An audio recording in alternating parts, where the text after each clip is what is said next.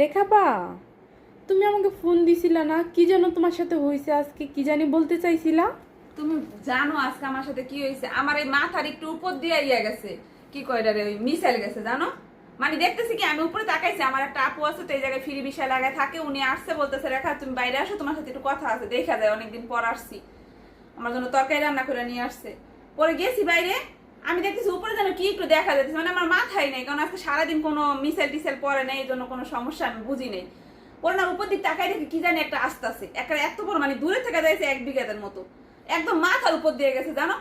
পরে আমি দেখে আপুর সাথে আর একটা মহিলা আসছে, ওই মহিলার আমি দৌড় দিছি, মানে আমরা দৌড় দিছি পানির ভিতরে, এই মনে করো গিরা পর্যন্ত পানি ছিল, আপু দৌড় দিছে শুকনার ভিতরে, মানে তিনজন তিন দিকে গেছি না। ওই মহিলার হাত আমি ধরে রাখছিলাম, আর ওই আপু আরেক দিক দৌড় দিছে পানির ভিতরে জানো। পরে আমাদের মাথার উপর দিয়ে যাইয়া মনে করো 1 মিনিট পর ওইটা বাস্ট হয়ে গেছে গা।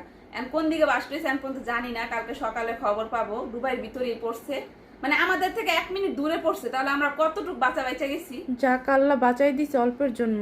আল্লাহ মনে করো মায়ের দোয়া আছে, আর আল্লাহ তো জানে না যে আমরা প্রবাসী, মায়ের বুক খালি করে দিব এইসব ভাইবা, আবার সবাই দোয়া আছে, এই জন্য হয়তো পারে বাইচে আসছি জানো। না হলে আমি এরকম সামনাসামনি মিসাইল কখনো দেখি না, একবারে মনে হচ্ছে আমার মাথার উপর দিয়ে গেছে, অনেকটা ভয় পাইছি।